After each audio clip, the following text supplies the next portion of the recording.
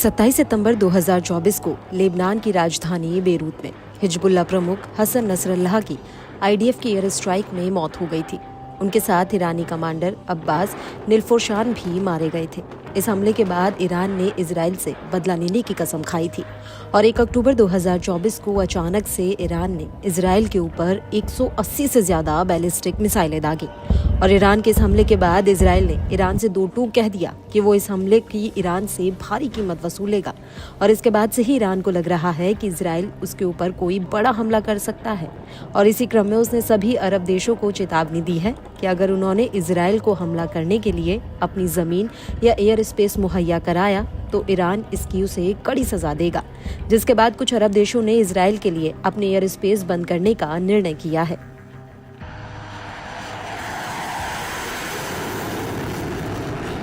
और अब इसी कड़ी में ईरान के विदेश मंत्री अब्बास अरागची ने ऐलान किया कि वो इजराइल के साथ इस युद्ध के लिए पूरी तरह से तैयार हैं। हालांकि उन्होंने ये भी कहा कि हम गाजा और लेबनान में शांति बहाल करने के लिए भी लगातार काम कर रहे हैं। आपको बता दें कि अरागची ने ये बयान इराक की राजधानी बगदाद में इराकी विदेश मंत्री के साथ एक मीटिंग के बाद कही। برای هر وضعیتی آمادگی داره. ما برای جنگ آماده هستیم، برای صلح هم آماده هستیم. این موضع قاطع جمهوری اسلامی ایران هست. ما کاملا برای یک وضعیت جنگی آمادگی داریم، از جنگ نمیترسیم، ولی خواهان جنگ نیستیم. ما خواهان صلح هستیم و برای صلح عادلانه در غزه و لبنان تلاش خواهیم کرد.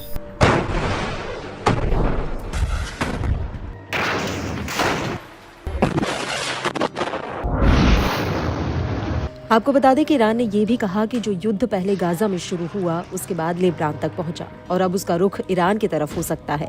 और इसको लेकर इराकी विदेश मंत्री का कहना है कि इजरायली हमले में इराक के हवाई क्षेत्र का इस्तेमाल नहीं होना चाहिए।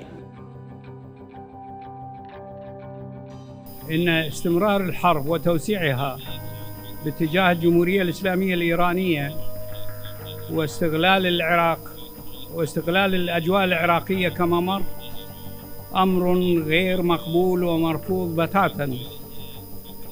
نحن نسعى لعدم وقوع الحرب، وإذا وقعت لا سمح الله فيجب بقاء العراق وأجوائه خارج إطار الحرب.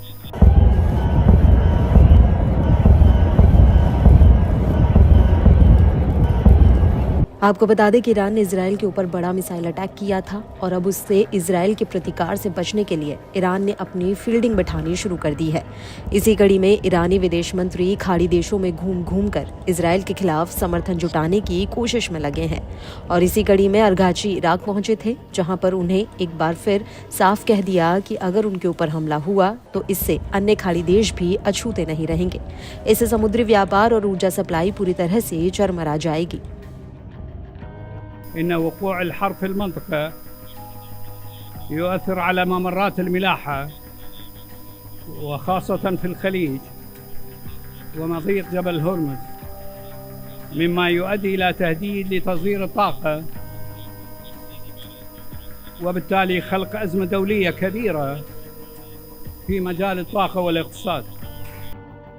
वहीं दूसरी तरफ इराक के विदेश मंत्री फुआद हुसैन ने कहा कि लेबनान के खिलाफ इजराइल की आक्रामकता पूरे इलाके को युद्ध में झोंक सकती है। क्षेत्र में कोई भी युद्ध स्थानीय शांति और सुरक्षा के लिए गंभीर परिणाम ला सकता है।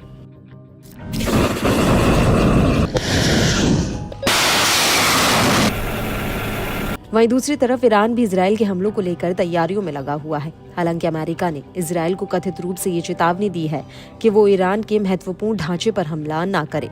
रिपोर्ट के मुताबिक अमेरिकी राष्ट्रपति जो बाइडेन ने इजराइल से ईरान के परमाणु और तेल ठिकानों पर हमला करने को लेकर मना किया है, क्योंकि अगर ऐसा होता है तो ईरान अरब देशों के तेल भंडारण पर भी हमला कर सकता है। और इसी को लेकर न्यूज एजेंसी रॉयटर्स का कहना है कि खाड़ी देशों ने अमेरिका से अपील की है कि वो इजराइल को ईरान के तेल ठिकानों पर हमला करने से रोके। सूत्रों के मुताबिक सऊदी अरब, यूनाइटेड अरब एमिरेट्स और कतर ने कहा है कि वो इजराइल को अपने हवाई क्षेत्र का इस्तेमाल नहीं करने देंगे, क्योंकि ईरान पहले ही सऊदी अरब से कह चुका है कि अगर इजरायली हमले में सऊदी के हवाई क्षेत्र का इस्तेमाल हुआ तो उससे सऊदी के तेल इंफ्रास्ट्रक्चर को खतरा पैदा हो जाएगा।